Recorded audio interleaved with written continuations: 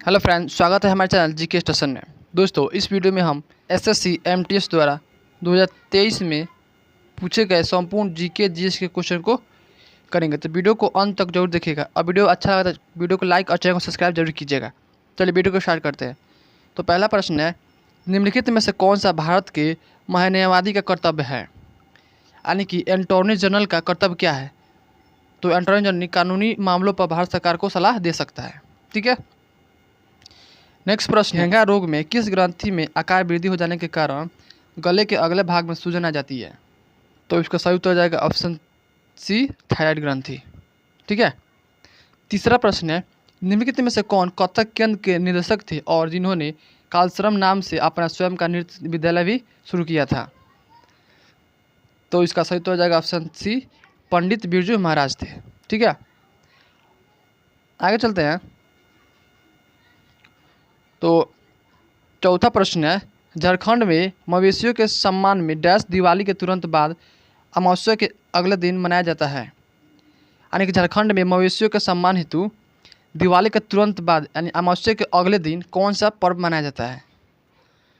तो इसका सही उत्तर हो जाएगा ऑप्शन बी, सोहराय। ठीक है, सोहराय। आगे चलते हैं। भारत सरकार की दीनदयाल उपाध्याय ग्रामीण कौशल योजना के अंतर्गत जनसंख्या में कौन सा आयु वर्ग शामिल है?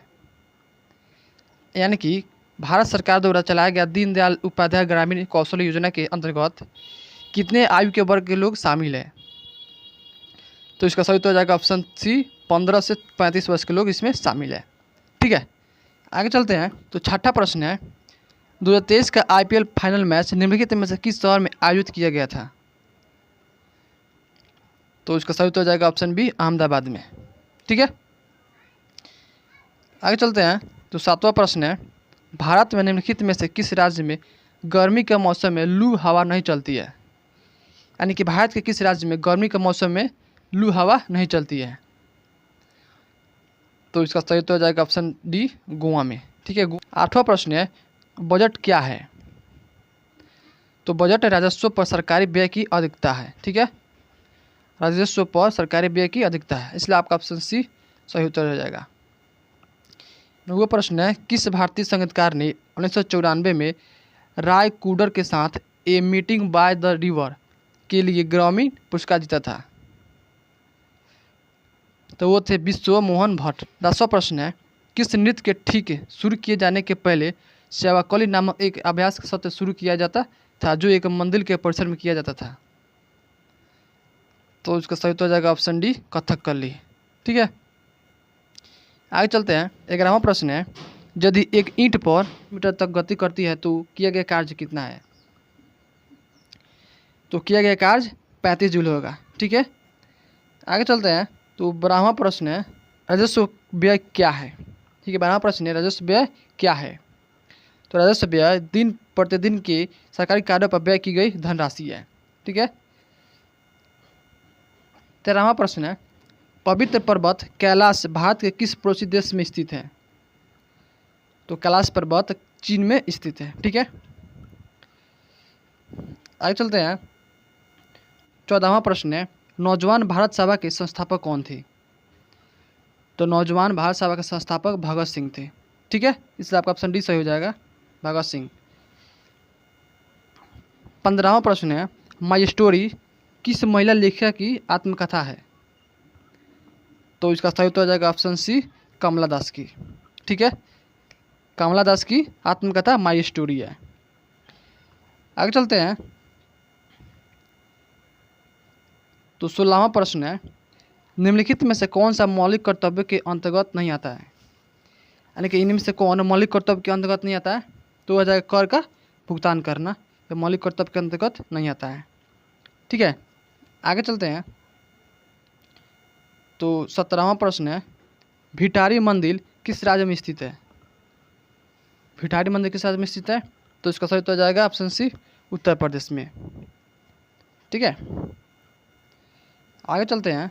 18वां प्रश्न है, डैश के सिद्धियों की सांस्कृतिक विरासत लगभग 300 वर्ष पुरानी है और जिनका सिद्ध धमाल नृत्य एक उत्कृष्ट कला शैली है।